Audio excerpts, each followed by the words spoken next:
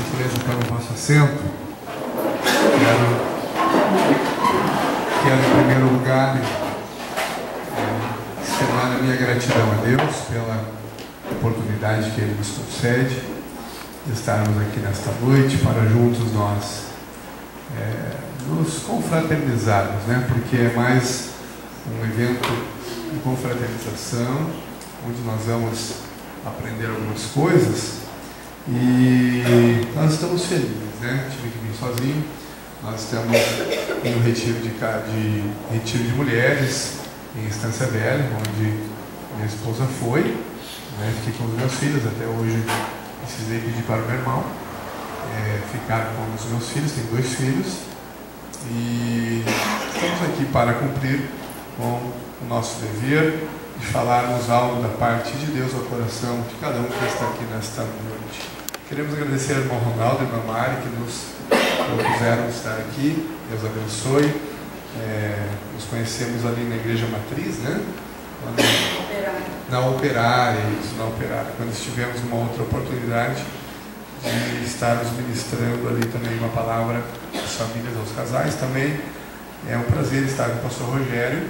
Deus abençoe, não me conheci ainda. Deus abençoe sua vida, sua esposa. O nome da irmã é Elisa. O comportamento humano. Nós sabemos que quando Deus nos criou, Ele nos criou de forma completa, de forma plena.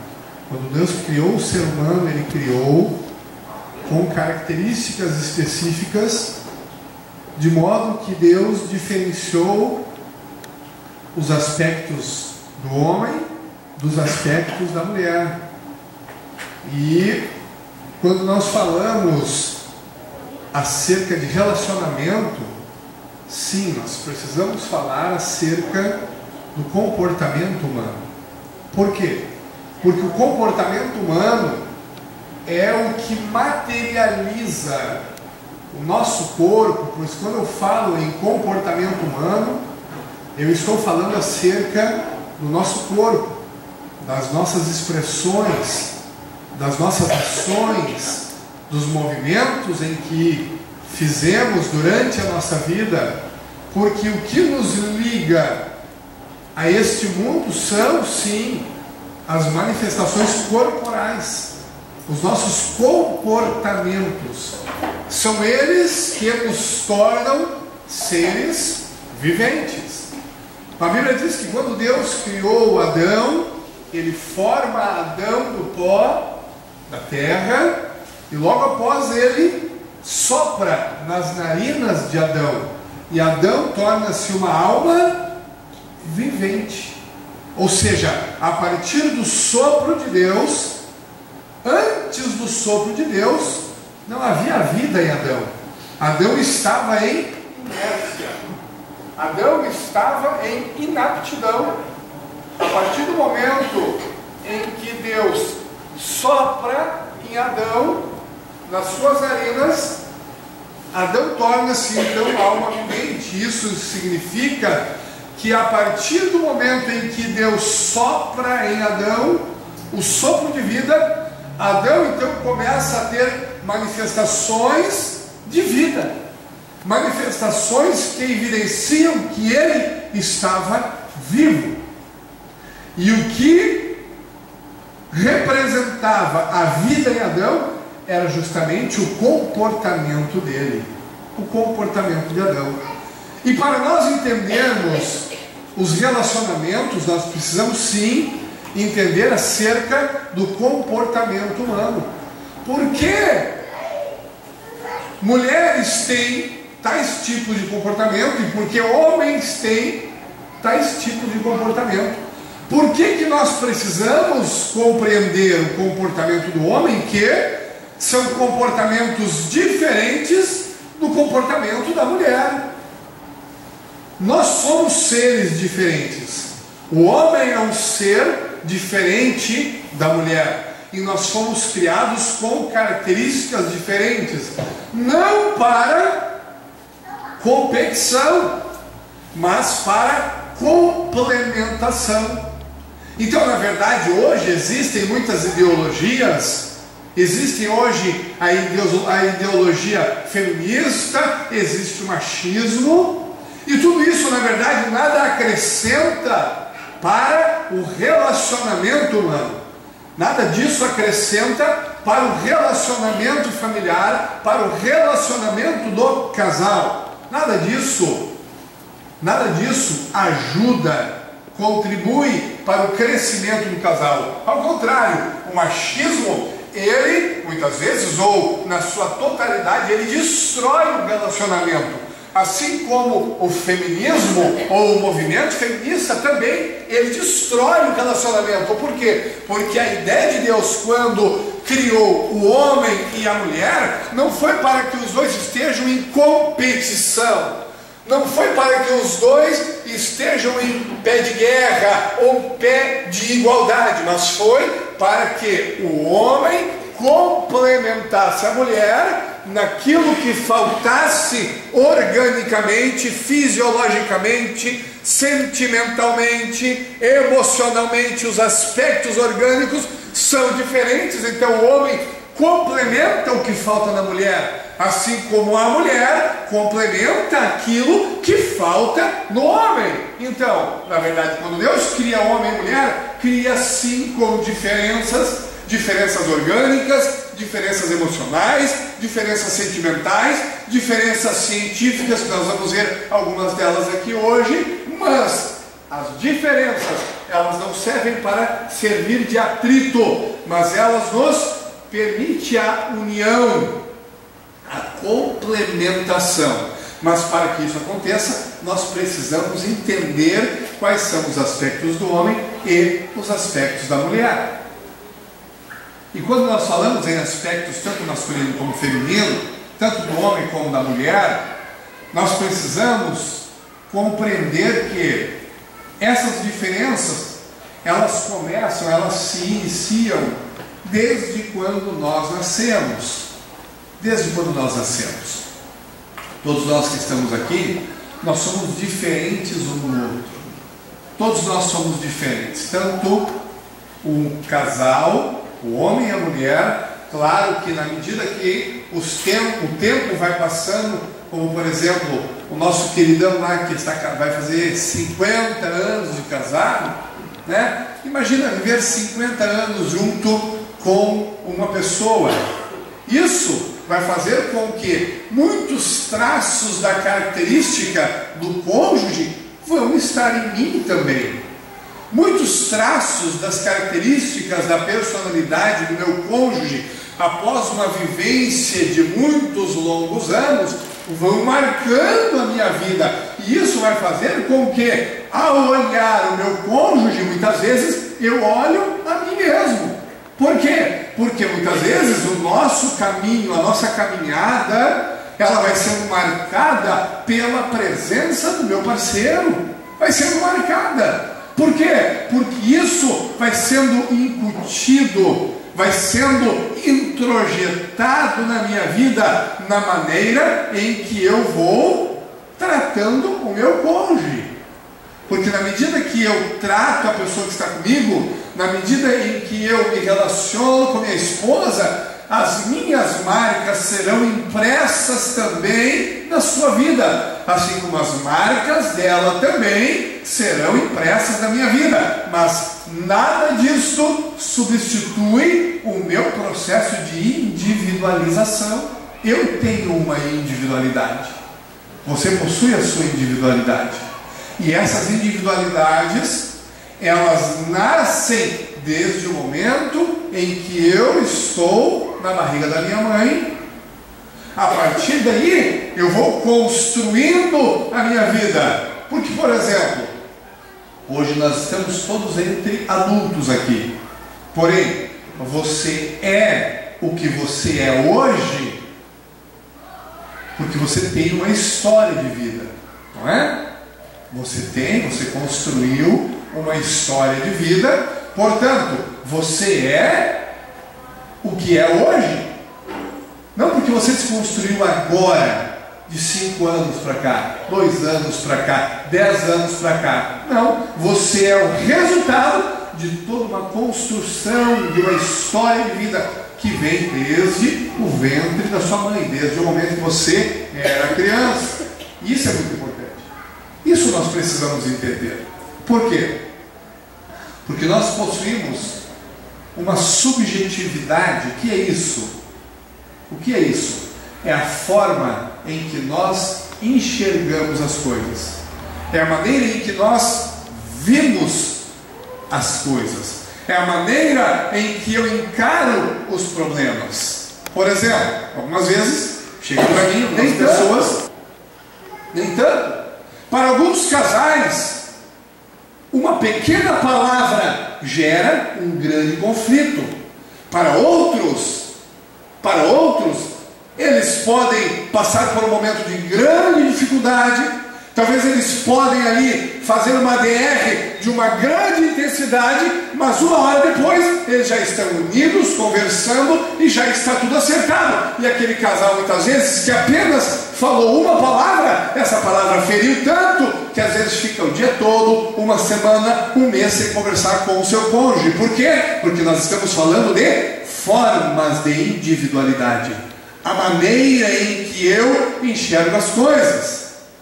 Por exemplo, talvez tenha algum marido aqui pensando assim: que palhaçada, que bobagem isso aí.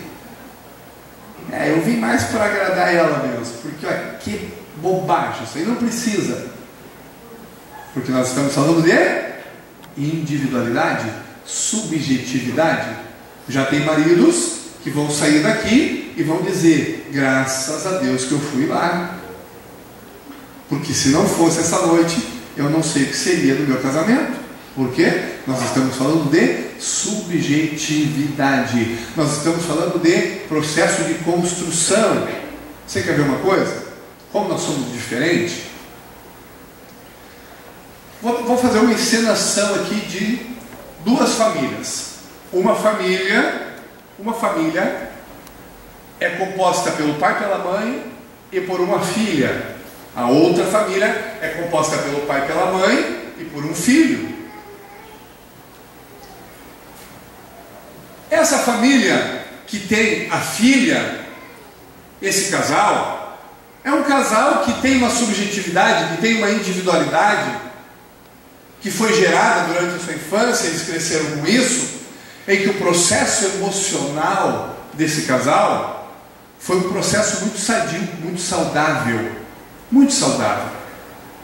E esse casal aqui que eu vou ensinar é um casal que tem as suas emoções muito bem equilibradas, muito bem definidas, muito bem elaboradas. E essa filha que criou-se nessa família, que ela foi crescendo nessa família, ela foi crescendo em uma família em que ela via o pai todos os dias chegando em casa, dando um beijo na esposa, dizendo para a esposa que ela era a pessoa mais importante da sua vida, que ela era muito linda, que ela era o amor da vida dele e que ele não via a hora de sair do trabalho, chegar em casa e abraçar e beijar a esposa. E essa filha foi criada nesse ambiente, um ambiente sadio, um ambiente emocionalmente equilibrado. Seguidamente, essa moça que foi criada nesse lar via o pai chegar em casa e trazer uma flor para a mãe e dizer: você é a mulher mais linda desse mundo, eu te amo. O que essa filha estava projetando? Porque existe no nosso processo de construção, existe um processo chamado processo de idealização. Todas as mulheres que estão aqui, todas vocês que hoje estão bem casadinhas, felizes da vida, abençoadas com esse maridão que Deus te deu, esse maridão que Deus te deu não caiu do céu. Infelizmente ele não caiu do céu. E graças a Deus que ele não caiu do céu, porque se ele caísse do céu ele seria danificado. Ele é aqui da terra. E esse maridão que você escolheu, você tem uma projeção em cima dele.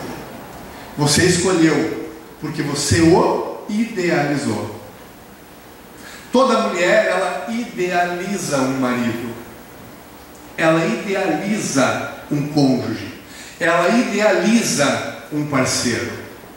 O seu processo de construção, ela vai crescendo na presença daquela família, e essa menina aqui, ela foi crescendo com o pai, dizendo eu te amo, dando flores, dando carinho, pegando aquela menina, colocando no colo, contando uma história para ela, dizendo para ela que ela ama. Então ela foi crescendo debaixo de um processo emocional equilibrado, e ela vai crescendo, 14, 15, 16, 18, 20 anos, e ela diz, eu vou me casar agora, e eu vou procurar um noivo para mim.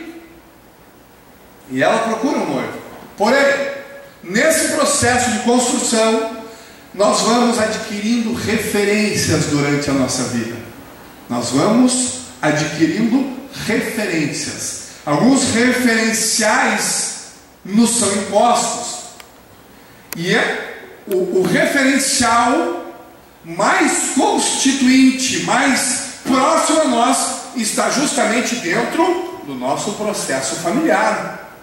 Por isso que muitas vezes alguém olha para a filha, né? Ou o marido, né? Geralmente quando existem alguns momentos meio difíceis, né? Aí o marido olha para a esposa e diz, tu é igual a tua mãe mesmo, não é?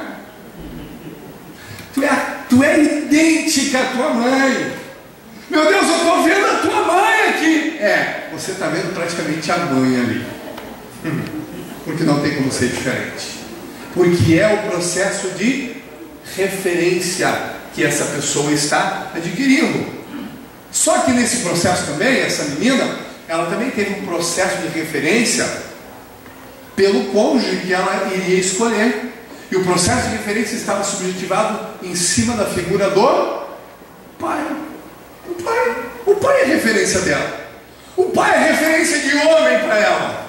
O pai é referência de marido para ela. Provavelmente então ela iria tentar encontrar um marido muito parecido com o pai. Esse era o ideal de marido para ela. Eu quero um marido parecido com o meu pai. Um marido que me ame, um marido que me dê flores, um marido que me dê carinho, um marido que me abrace, um marido que chega em casa correndo e me dá um abraço, um marido que me deseje. Esse é o marido que eu quero. A referência do pai. E aí do outro lado aqui nós temos um outro menino que também está inserido numa família. Essa família aqui talvez não esteja em tão equilíbrio emocional.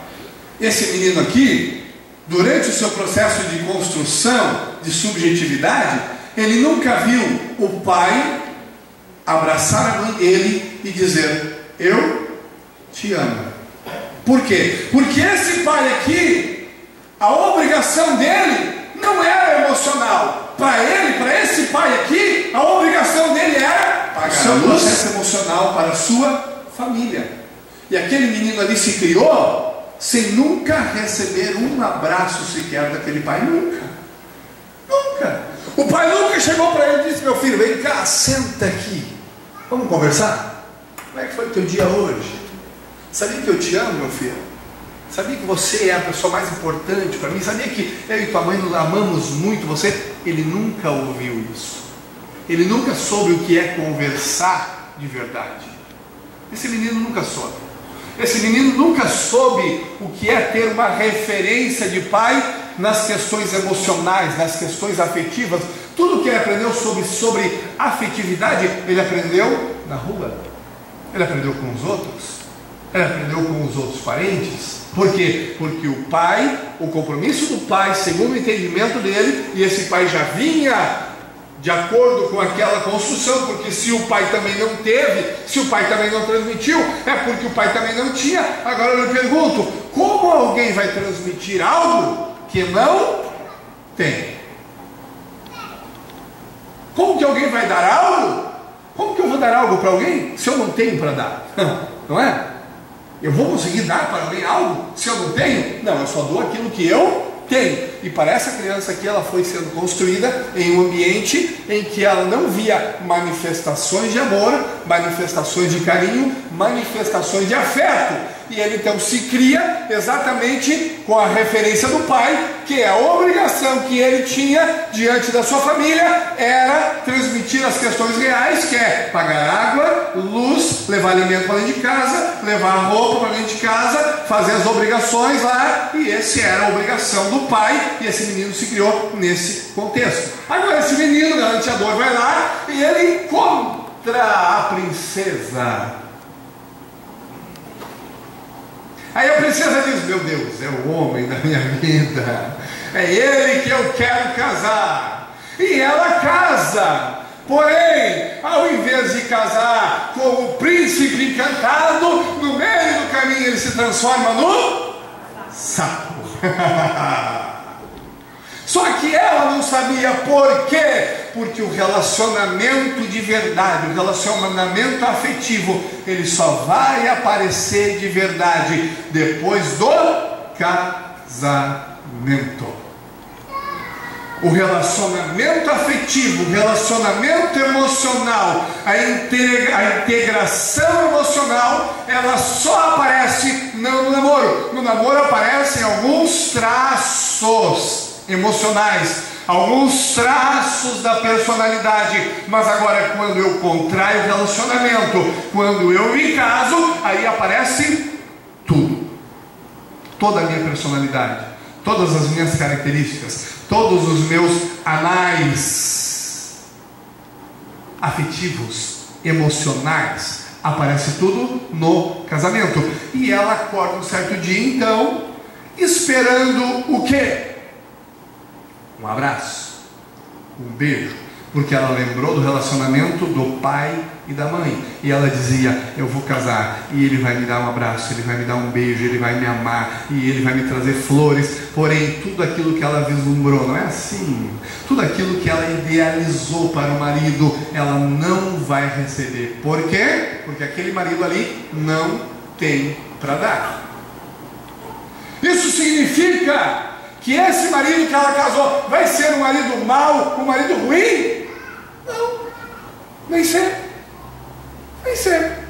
Talvez esse marido aqui que ela casou então, que não abraça, que não beija, que não dá flores, que não dá carinho, que não conversa, que não monta uma DR, como mulher gosta de uma DR, né? Talvez ela não vai receber isso. Mas isso não significa que esse marido, esse menino que ela casou, não a ame. Talvez ele ame tanto quanto aquele outro que vai casar e vai dar flores, e vai dizer que eu te amo, e vai abraçar, e vai dar carinho. Porém, a forma de expressar o amor é diferente. Porém, sempre tem um porém. Nós precisamos entender algumas coisas. Quando? Como é que é o teu nome mesmo, irmão? Josemar. Irmão Josemar. Quando o irmão Josemar abriu oportunidade aqui para os casais falarem, né, para os maridos falarem, você perdeu uma grande oportunidade de você fazer a sua esposa extremamente feliz. Eu vou explicar por quê. Então temos duas pessoas que fizeram a esposa extremamente feliz, né, meu queridão? Ali está virado, olha a cara dela, olha só, olha para a cara dela, né? Não se aguenta, está rindo por dentro. Né? É isso. Olha lá atrás, você vê nosso irmão lá de 50 anos de casado, olha para a esposa, coisa, né? Está rindo à toa. Por quê? Tem questões orgânicas que envolvem isso também. Tem questões orgânica, aqui de dentro, das nossas raízes, que envolvem essas questões. E nós precisamos entender. Para nós termos um relacionamento afetivo adequado, um relacionamento amoroso, com capacidades emocionais de fazer o outro feliz. Por quê? Porque quando nós casamos, eu não caso só para mim, eu caso para o outro. Eu não caso apenas para me satisfazer, apenas para me fazer feliz. Quando você faz sexo com a sua esposa, você se realiza a si só? Quando você faz sexo com sua esposa, você vai lá e quando você chega no finalmente, você fica feliz quando você chega sozinho? Ou você fica muito feliz quando você chega lá e a sua esposa também chega? Por quê? Porque o relacionamento a dois é uma via de mão dupla. Eu me satisfaço, mas eu também preciso fazer o meu cônjuge também se satisfazer. Tem homens que no relacionamento sexual eles dão preferência para ele. Não, eu. Aí tem homens que chegam em casa suado do trabalho, né? Suado do trabalho. Eles vão, hoje eu vou te usar. Hoje eu vou te usar. E aí vai lá, vira o zoinho e a esposa lá, né? Você está fazendo o seu papel? Está fazendo? Ou você está apenas se satisfazendo?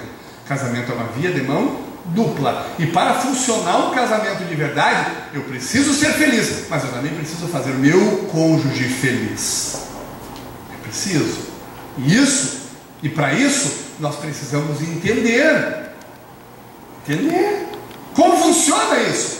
Porque quando eu falo que esses dois irmãos aqui, esses dois homens que vieram aqui, esses dois maridos que vieram aqui e fizeram essa declaração de amor e as esposas ficaram extremamente felizes, foi porque eles conseguiram mexer. Quando eles fizeram essa declaração de amor de forma afetiva, eles conseguiram mexer naquilo que é mais importante para a mulher, que é as questões emocionais.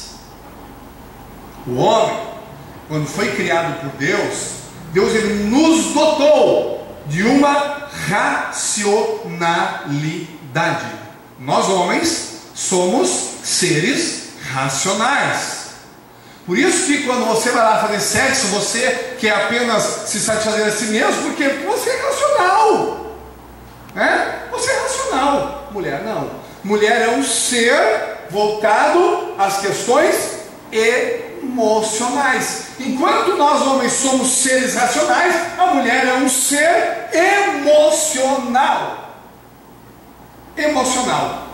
Sabe quando você quer fazer aquele negócio, ou quando alguém se aproxima de você, e aí você, né, diz, eu chego em casa emocionado, né? Meu Deus, minha mulher, hoje eu conheci uma pessoa lá tão legal na empresa, e ela olha para vocês, abre o olho com ele.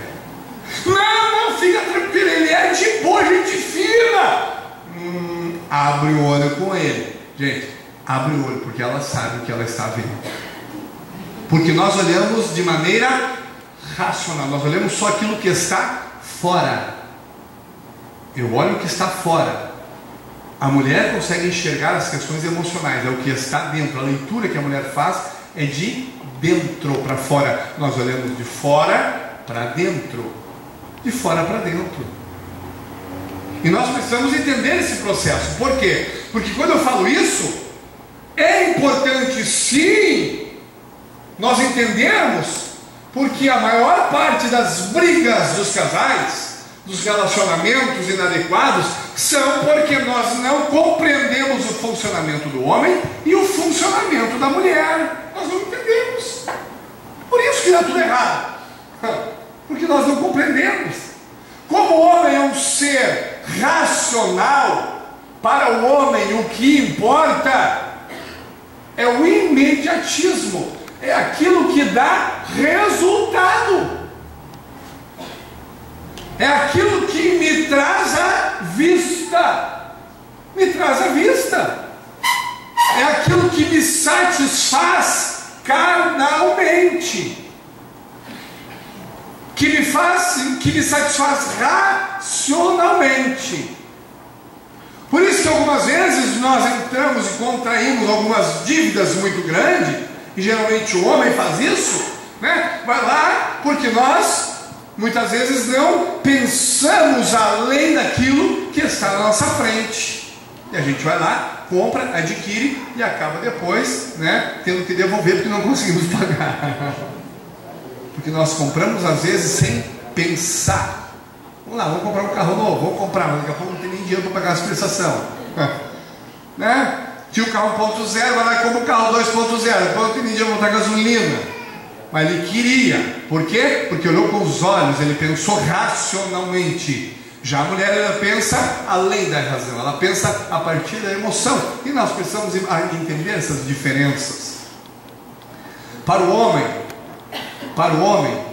mulher, para o homem, se você disser para ele eu te amo, tá bom. Se você não disser para ele eu te amo, também. As questões são importantes para que esse relacionamento esteja em harmonia. Porém, veja bem, lembra daquele casal que eu falei aqui que casou? Lembra daquelas famílias? Da construção daquelas famílias que casaram? Aí o menino está aqui, casou com a menina, né? Claro, ele tem a menina do sonho, ela tem o sapo que ela pensou que era um príncipe, mas ela pode transformar esse sapo de novo num príncipe.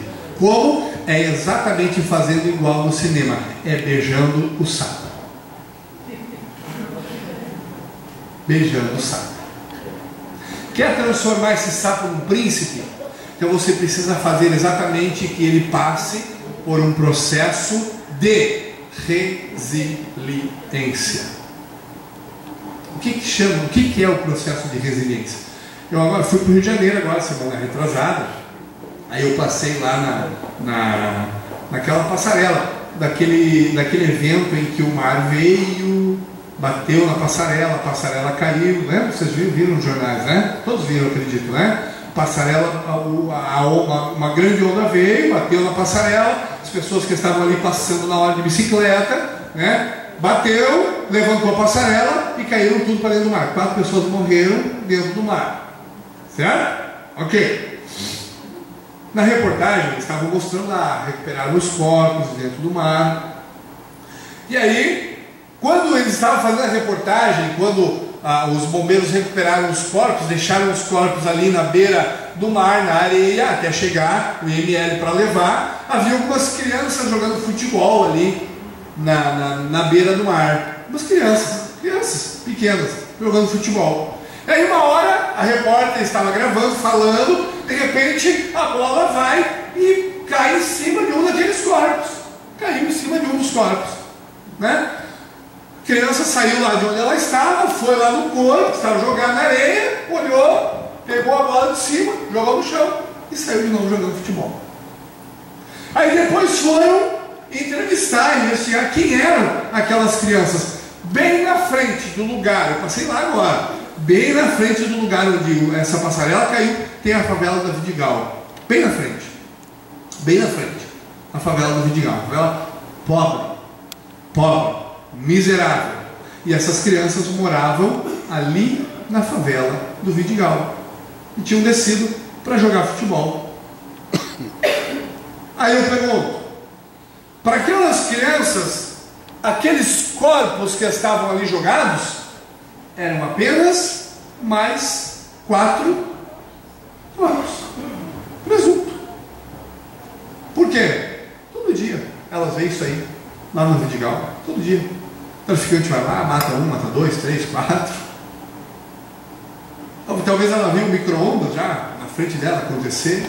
Talvez na casa dela, talvez o traficante entrou para sequestrar o pai e a mãe, para matar, porque vivia droga lá e tal. Então para eles era muito comum aquilo ali. Era muito comum. Tá? Muito provável que essas crianças também se tornem no futuro futuros traficantes. Por quê?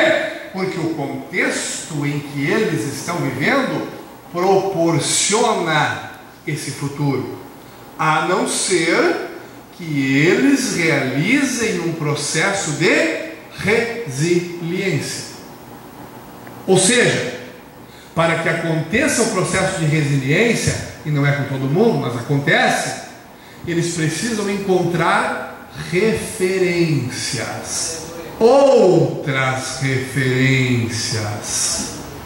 Então, por exemplo, a referência para eles até então era o traficante, era o assaltante, era o marginal, era na boca de fumo lá. Porém, talvez eles tenham alguns tios que se coloquem também nesse processo de referência. E talvez esses tios façam o seguinte: ó, meu filho, tu mora aí, né, no meio da favela, tem contato com as drogas, você já pega a arma na mão, você tem contato com tudo que é coisa aí, porém isso aí vai te levar para o buraco, vai te levar à morte, isso aí te leva para a cadeia, isso aí é mal. Olha quanto tempo vivem esses jovens aí, 18, 20 anos, é isso que tu quer? Né? E esse tio se coloca como referência de um tio trabalhador, de um tio honesto, de um tio que ama a família, ama a esposa, cuida bem dos filhos. Esse tio vai proporcionar a essa criança que mora na Vidigal, que olhou aqueles corpos e não está nem aí com aqueles corpos lá, esse tio pode servir de referência para que essas crianças realizem o processo de resiliência e digam: olha, eu não quero ser como esses traficantes aqui, eu quero ser bom, igual a figura do meu tio. Mas para que isso aconteça, é necessário que entre uma outra referência no meio do caminho. O que eu quero dizer com isso é que esse menino aqui, que nasceu no meio daquele lar, em que nunca viu o pai dizer eu te amo, que nunca viu o pai abraçar, que talvez o pai amava sim a mãe, amava sim o filho, amava a família, porém do jeito dele, mas provavelmente aquela mulher, aquela criança, provavelmente devem ter sido traumatizados durante o caminho. Por quê? Porque há uma necessidade orgânica da manifestação de afetividade, da manifestação de sentimento, e no meio do caminho talvez aquela criança que nunca teve a manifestação de sentimento pelo pai ou pela mãe tenha sido prejudicada na sua construção como indivíduo, e provavelmente ele tenha adquirido traumas durante a sua infância, durante a sua adolescência, que vai repercutir no futuro. Por isso que muitas pessoas hoje, à idade adulta, depois da idade de idoso, estão contraindo depressão, mas o resultado é a depressão de um processo que aconteceu lá na infância, lá na adolescência, e durante a fase adulta, algum evento desencadeou o processo depressivo. Pode acontecer, isso é muito comum. Então não adianta nós tratarmos apenas a depressão ali na sua potência total. Não adianta nós tratarmos a depressão, a doença, mas nós precisamos tratar a raiz, onde foi originada esse processo depressivo. Aí o filho cresce em meio àquele lar e ele casa, e aí a esposa vai fazer o quê? Vai servir de referência para esse menino. Ou seja, ele não diz eu te amo, mas ela vai dizer eu te amo. Ele não abraça a menina, mas ela vai abraçar ele. O menino não dá carinho, mas ela vai dar carinho. O menino não é de diálogo, mas a menina vai começar a colocar o diálogo na vida daquele menino. Automaticamente ele vai produzir um processo de resiliência. Por quê? Porque esse processo que a menina vai fazer vai ser um processo saudável, vai ser um processo afetivo, vai se transformar em um processo emocional. E todo o processo emocional, ele age no nosso inconsciente. O nosso inconsciente. Eu sou psicanalista, eu trabalho com o inconsciente, trabalho com psicanálise. Alguns dizem que Freud criou o inconsciente, achou o inconsciente, achou a psicanálise. Eu já digo que quem achou isso aqui foi exatamente esse livro aqui. Muitos anos antes. 2000 anos antes de Freud dizer, nomear o que é o inconsciente, o apóstolo Paulo já dizia que em nós existe uma luta. Por quê? Porque existe um homem interior que não permite ele fazer aquilo que ele quer, porque aquilo que ele quer fazer, ele não faz, e aquilo que ele não quer fazer, isso ele faz. Eu quero dizer eu te amo, mas eu não consigo. Eu quero ser um bom pai, mas eu não consigo. Eu quero ser fiel à minha esposa, mas eu não consigo. Por quê? Porque existe algo que nos impede de realizarmos aquilo que nós queremos, aquilo que é bom. Mas eu vou dizer uma coisa para vocês: no momento em que nós começarmos a ler esta palavra e entender o que ela nos ensina, entender o que ela diz, tudo aquilo que nós não conhecemos sobre nós, o Espírito Santo conhece. O Espírito Santo conhece. Tem coisas que você não conhece de você mesmo. Tem coisas que você mesmo não conhece acerca de você mesmo. Não tem pessoas que são tão tranquilas, vem levando a vida numa tranquilidade. Você olha, que paciência de Jó. Aí do nada acontece um evento lá, ele só falta quebrar a casa. Por quê? Porque tem coisas em nós que estão tão intrínsecas que nós não conhecemos e que aparece onde? No nosso comportamento. O nosso comportamento revela quem nós somos. Você quer conhecer uma pessoa? Pega um carro e vai andando nas ruas. Vai andando nas ruas. E você vai conhecer muito bem algumas pessoas só pelo fato de dirigir. Tem pessoas que não conseguem ficar atrás de outra pessoa no carro. Tem pessoas que não conseguem dirigir atrás de outra, ficar ali escutando uma musiquinha. Minha esposa já está olhando para o marido: não olha, não entrega, pelo amor de Deus, não faz isso. Tem esposa dizendo assim: Nós conhecemos muito as pessoas a partir do comportamento humano. Foi isso que o apóstolo Paulo estava dizendo aos romanos. Ele não me entende, ele não sabe quem eu sou, ele não consegue entender os meus dilemas, porque é muito comum, gente.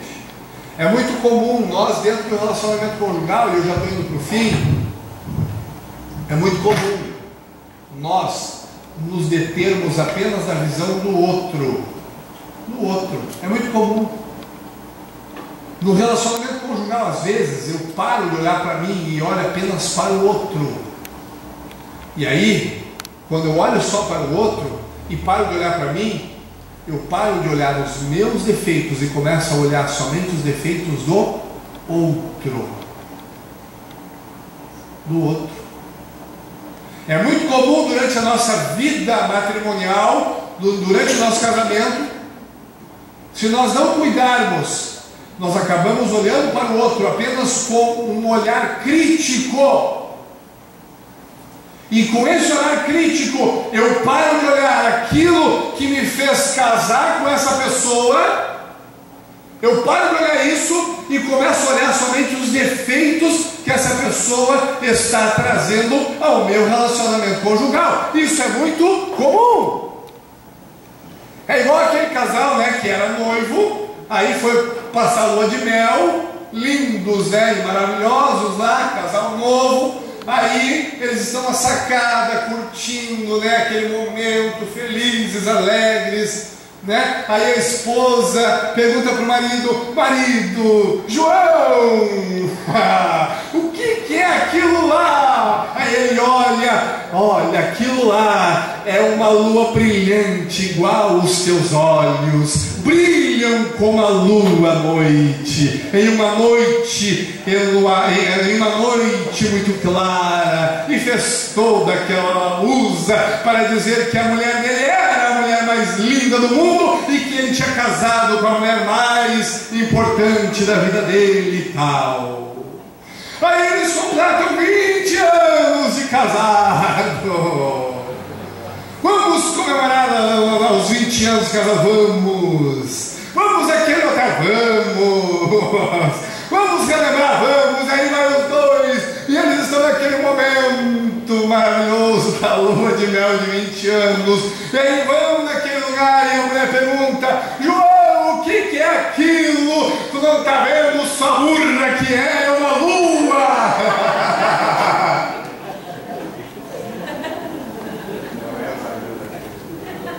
Será que teu casamento está chegando nessa fase? Às vezes a gente para de olhar para as coisas boas, por aquilo que é bom. Às vezes a gente para de olhar o que o outro tem para me proporcionar de bom, o que o outro está construindo na minha vida, o que o outro está me ajudando, e eu começo a olhar somente os defeitos, somente aquilo que não está dando certo, e às vezes eu coloco em palavras, às vezes eu coloco em julgamento, e isso vai criando cada vez mais atrito, porque na verdade uma crítica que não é construtiva, geralmente uma crítica não é construtiva, ela vai corroendo o relacionamento. Aí a mulher, ela vai no salão, ela se arruma, se produz para uma festa de casamento, ela vai lá e fica toda bonita, compra uma roupa nova, aí ela chega em casa querendo o elogio do marido, aí o marido olha para ela, para na frente do marido, mas ela mexe no cabelo, ela mostra essas coisas, e o marido olha, tudo bom? Aí vai embora. É assim. Ela tem vontade de pegar uma vassoura nesse momento, aí dá na cabeça do marido, porque ela fez para ti. Ela fez para você, e ela fez para você.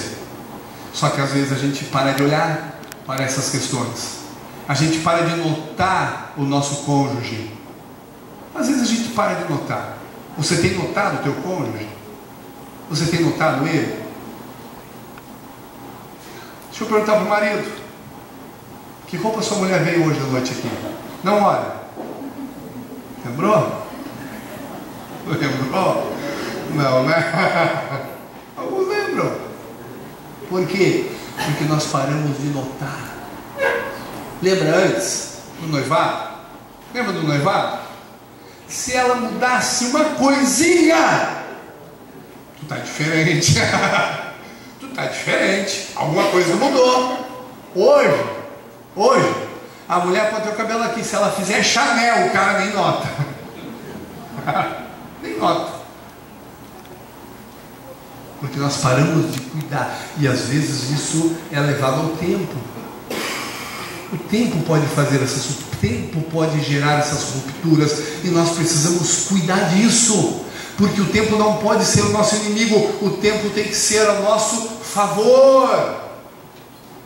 O tempo ele não pode acabar com o relacionamento, ele tem que nos dar experiências cada vez melhores, cada vez mais próxima. Quanto mais o tempo passa, mais será o amor, mais próximo nós precisamos ficar do nosso cônjuge, mais eu preciso notar, mais eu preciso conhecer, mais eu preciso participar da vida do meu cônjuge. Senão, as coisas vão se perdendo, e quando eu menos espero, eu não amo mais, porque eu não noto mais, eu não admiro, e quando viu, o relacionamento acabou. É assim que funciona. É assim que funciona. Quando o marido não consegue notar mais, quando a esposa não consegue mais sentir falta, você foi viajar, ela deu glória a Deus, você foi viajar. Cuidado, alerta, alerta. Quando você se produz toda, fica toda bonitona, compra uma roupa nova, um salto alto e vai na frente dele, e ele não percebe, cuidado, que o relacionamento pode estar se perdendo, e aí é muito perigoso. Quando a mulher para de elogiar o churrasco do marido, aí o caso está perdido, né? Aí o caso está perdido. Quando a mulher para de elogiar o churrasco do marido, aí a coisa está feia mesmo. Né? Então nós precisamos cuidar. São essas questões comportamentais que nos unem, que nos deixam cada vez mais próximos um do outro. E por isso nós precisamos entender o funcionamento do comportamento humano, que não é só uma questão de machismo, não é só uma questão de feminismo, é uma questão orgânica, é uma questão de necessidade. O homem tem a necessidade de ser colocado em um papel de líder. O homem tem essa necessidade de ser colocado num papel de masculinidade. Você é o cara. Ele foi lá e ele trocou uma tomada. A mulher precisa ir lá e dizer: meu Deus do céu,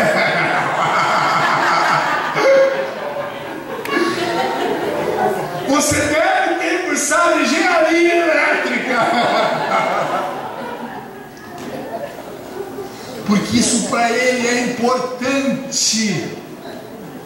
Quando ele corta a grama, fica tudo igual, não fica tudo igual. Mas aí ele corta aquela grama suado, porque ninguém gosta de cortar grama. Quem é que gosta? Deve ter alguém aqui que deve estar talvez tomando remédio que gosta de cortar grama.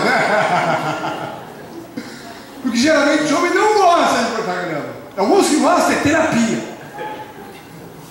Mas geralmente o homem não gosta. Então quando ele vai cortar grama lá e deixa o jardim bonito, tudo arrumadinho, tu chega em casa e diz: nossa, isso aqui parece um palácio. Só cortou a grama. Porque ele precisa ser colocado nessa posição. O homem precisa que a mulher o coloque como uma posição de homem, de líder, de viril. O homem precisa ser colocado nessa posição. Então, minha irmã, elogia o seu marido. Coloca ele nesse papel. Não tira ele dessa função. Coloca ele nessa função. E a mulher, meu filho, e a mulher, a sua esposa, coloca ela no lugar de mulher. Tem essa ideologia feminista, tem o feminismo imperando, porém toda mulher tem a necessidade de exprimir a sua feminilidade. Toda mulher gosta de se sentir feminina. Toda mulher gosta de se sentir amada, tocada, elogiada, acariciada. Por quê? Porque isso faz parte do processo de feminilidade. Sabe por que essa mulher aí parece que é o seu João dentro de casa? É porque talvez você não coloque ela no papel feminino. Talvez ela teve que assumir todas as responsabilidades da casa. Talvez ela teve que trocar lá a bendita da tomada que aquele meio homem não trocou. Talvez ela tenha que fazer. Talvez ela tenha que ir para o batente, né, de manhã cedo, 6 horas da manhã, né, acordar, arrumar as crianças para levar para a escolinha, né, para ir trabalhar, para poder pagar as contas. E aí, antes de sair ainda, o marido exige um beijinho na luz. Aí quando ela está saindo, apaga a luz, apaga a luz. Aí o maridão dorme até as 11 da manhã e a mulher está lá. Para poder pagar a luz, poder pagar aluguel, poder pagar comida, poder pagar tudo, porque o marido não se coloca no papel de homem. Então a mulher tem que assumir a responsabilidade como homem. Aí ela chega ao pastor e fala: eu casei com o João. Eu achei que era Maria Maria. Claro, você colocou ela no papel do João. Coloca ela no papel de Maria, então faz dela uma mulher. Transforma ela numa mulher feminina que sente dor. Uma mulher precisa se sentir amparada, cuidada, protegida, acariciada. E isso quem faz é o marido. É o marido. É o marido. Só o marido. Não é filho. Filho não faz esse papel. Quem faz é o marido. Quem muda, quem ativa o hormônio ocitocina do prazer, do desejo, do humor da mulher, não é os filhos, é o marido. Marido. Sabe aquela relação sexual? Vamos falar um pouquinho. Sabe aquela relação sexual que você tem com a sua esposa? Porque o marido, para o marido, o que importa para ele é os finalmente. Ele vai lá, ele penetra, ele tem o gozo e deu. Se satisfez. A mulher não. A mulher é diferente. A mulher é diferente. Para a mulher, todo o processo de relacionamento sexual, todo o processo de amor, ele ocorre desde o momento em que você conquista essa mulher. Desde quando você acorda e você já levanta e você já começa a investir naquilo que você quer à noite. E você investe desde que você acorda, acariciando, dando beijo, falando palavras para ela. No momento que você acorda, fala palavras, você já está fazendo com que a libido da mulher esteja em ativação. O homem não precisa ativar a libido. O homem não precisa. O homem é só passar a mão. Deu. A mulher não. Sabe por que tem muita mulher que não tem prazer nas relações sexuais? É porque ela não exalou a libido. Ela não ativou a libido. Sabe por que tem muitas mulheres que quando faz sexo com o marido dói? Machuca? É porque o marido não está fazendo o papel que tem que fazer. Porque para que a mulher tenha essa libido aflorada, que é aquela secreção, ela precisa ativar o hormônio ocitocina. E isso só se faz como? É através de carinho, é através de gesto, é através de amor. Então para a mulher, não basta você ir lá, penetrar, gozar e deu. Não, para ela isso não interessa. O que para ela interessa muitas vezes ainda muito mais é a forma com que você faz a relação acontecer. Então, eu não vim aqui ensinar ninguém, esse é o meu papel, todo mundo sabe como fazer da melhor maneira. Agora, faça aquilo que tem que ser feito. Faça o seu papel. Gente, eu vou dizer uma coisa para vocês.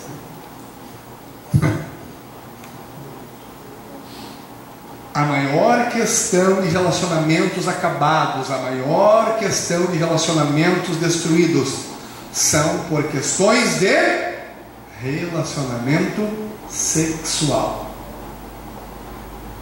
Mulher não tem prazer, não tem relacionamento com o marido.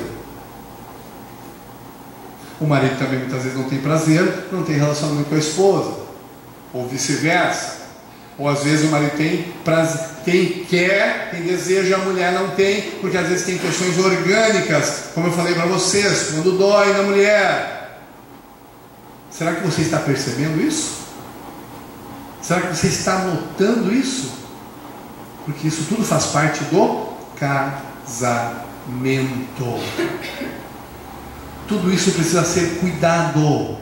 Tudo isso precisa ser vigiado. Tudo isso precisa ser muito bem elaborado. Por quê? Porque isso tudo que eu tenho falado para vocês vai fazer parte de um relacionamento saudável, equilibrado, abençoado, em que o casal vai servir de bênção para os filhos, a esposa, a mulher, a mãe não vai ser uma mulher mal-humorada, mas vai ser uma mulher realizada. O marido não vai ser um homem frustrado, mas vai ser um homem realizado, um homem bem-sucedido.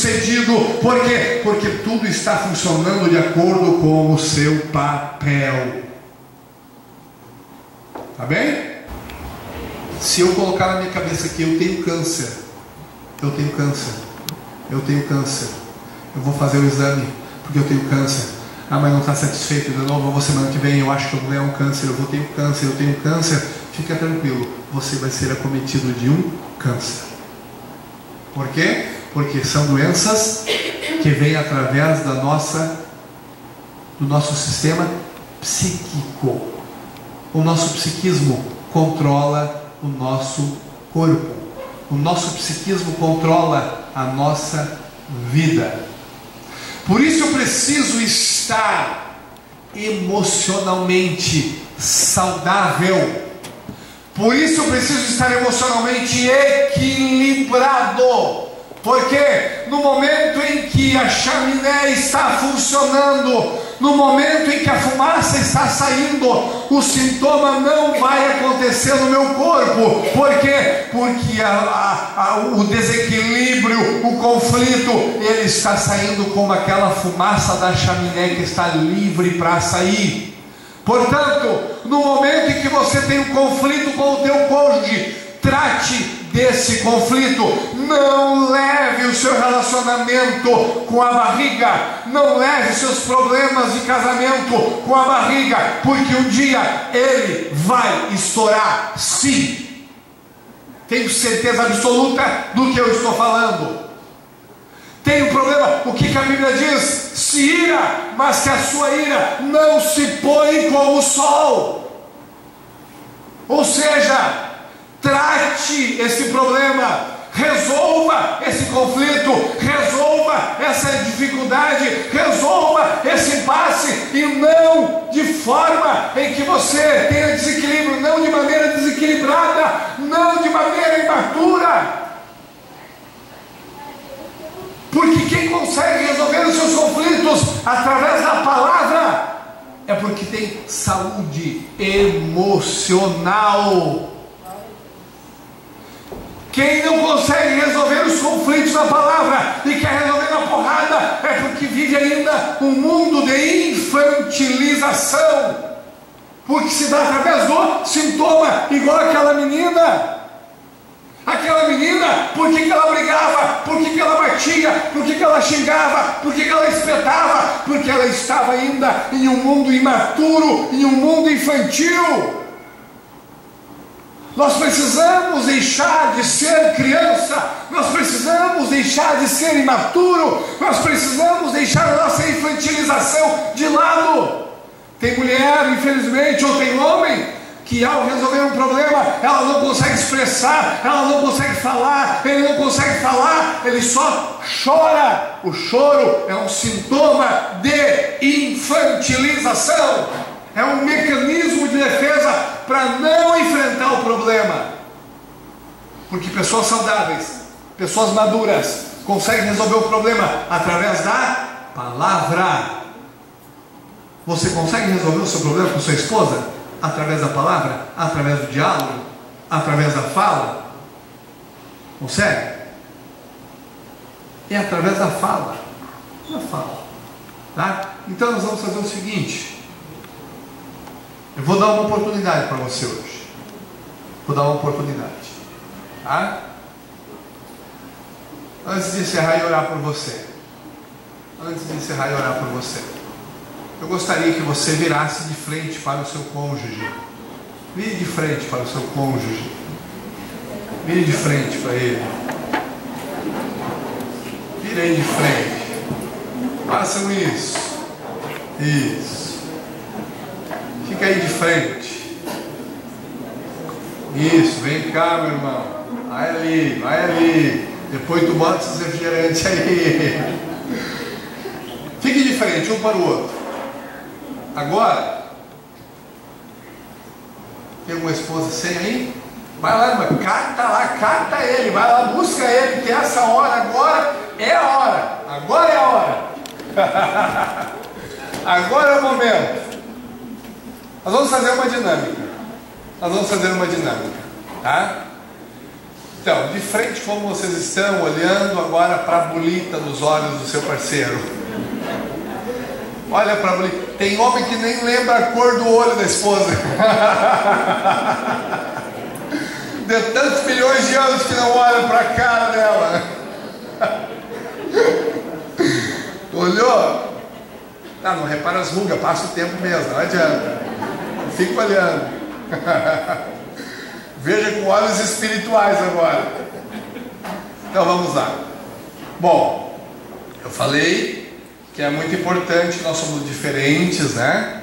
Que nós somos diferentes, que nós temos as nossas diferenças, que o homem e a mulher são diferentes, que nós precisamos ter comportamentos diferentes e que cada comportamento é importante. Então agora, eu vou dar uma oportunidade para você. E você vai ver que não é impossível. Não é impossível. Tá? Espero aquele casal 20 lá entrar. Isso. Aí. Então vamos lá. Ficaram de frente? Muito bem. Agora, eu gostaria que as esposas ouvissem os seus maridos, escutassem os seus maridos, tá? Então, eu vou dar uma mãozinha para vocês, tá? Mas depois vocês que vão fazer. Então agora, olha para os olhos da esposa, olha, olhou? Bonita, né? Essa aí é que Deus te deu, bênção, coisa linda, né? Quantos mil anos tu não olhava para ela assim, né? Então tá. Então agora, os homens, os maridos, vão repetir exatamente o que eu falar. E depois, eu vou dar 30 segundos para vocês falar o que vocês quiserem para sua esposa. Primeiro, fale, repita comigo o que eu vou falar para vocês, mas fale de maneira que ela escute, olhando aos olhos da sua esposa. Amém? Então diga comigo assim: minha esposa, minha linda. Não é para rir, irmão. Não é para rir. Não ri. Vamos de novo então. Mais uma vez. Meu amor, você é a pessoa mais importante da minha vida. Quando eu decidi casar com você, foi a decisão mais importante da minha vida. Não me arrependo nenhum momento de ter escolhido você para estar na minha vida. Você é a pessoa mais importante da minha história. Eu preciso de ti do meu lado em todos os momentos da minha vida. Meu amor, você é a pessoa mais linda, mais querida, mais importante e que eu amo do fundo do meu coração.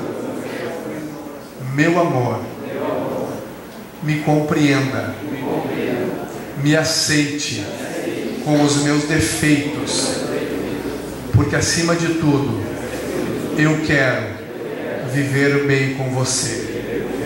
Meu amor, eu amo você por toda a minha vida.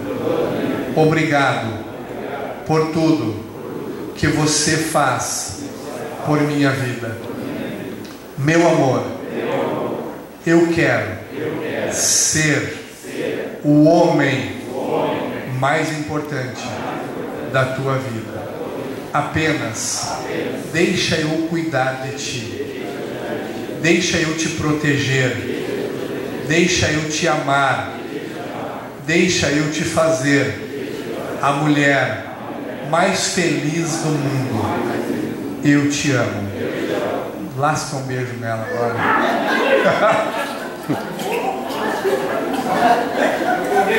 Toda vida eu disse tudo isso. Fala aí alguma coisa pra ela agora, fala.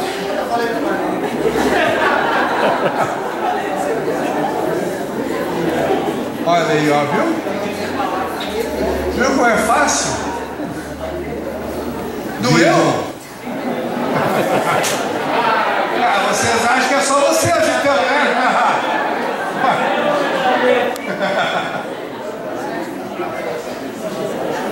Olha aí pra ele. Olha para a bonita dos olhos dele. Olhou? Esse é o homem que Deus te deu. Esse é o marido que Deus te deu. Então vamos lá. Então agora você, irmã, você, esposa, você vai dizer para o seu marido as palavras que eu vou lhe dizer. Eu vou ajudar um pouquinho depois. E depois vocês vão fazer sozinhos, tá? Vamos lá então, olha aí para ele Repita comigo, só as mulheres então, só as irmãs, as esposas, falem para os seus maridos, olhando para os olhinhos dele, que é muito importante. Olhou? Então vamos lá. Repita comigo, as mulheres. Meu amor, você é a pessoa mais importante da minha vida. Eu sonhei com você. Eu desejei você. Você foi a melhor escolha da minha vida. Meu amor, você me cuida. Você me ama. Você me dá carinho. E isso me faz uma mulher. A mulher mais feliz do mundo.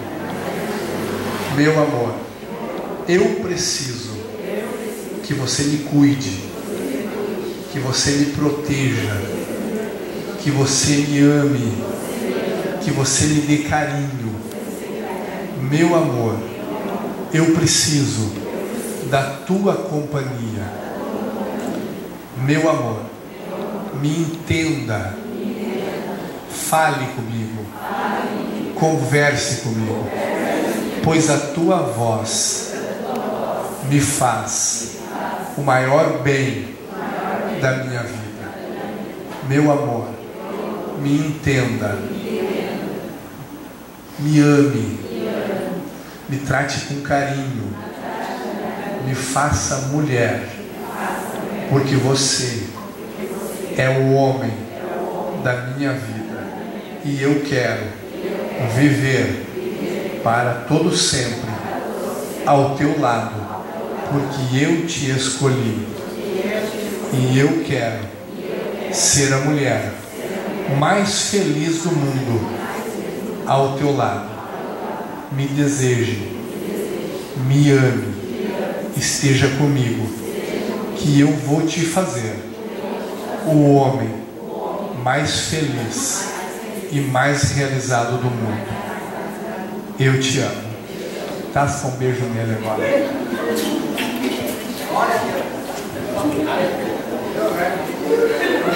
Esperança.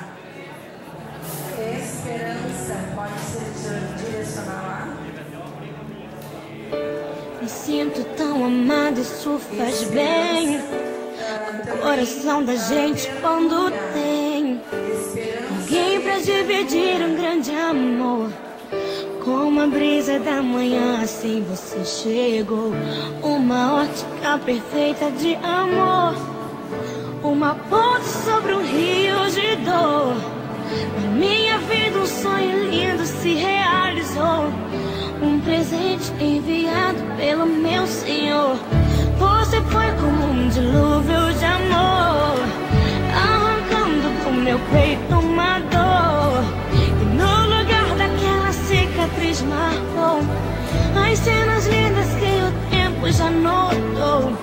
Você é minha tempestade do bem, trazendo chuva ao meu deserto, me fazendo alguém, amado simplesmente pelo que é.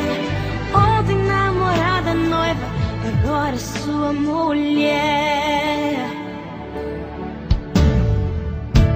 Me sinto tão amada, isso faz bem ao coração da gente quando tem alguém pra dividir um grande amor. Como a brisa da manhã, assim você chegou. Uma ótica perfeita de amor. Uma ponte sobre o rio de dor. Na minha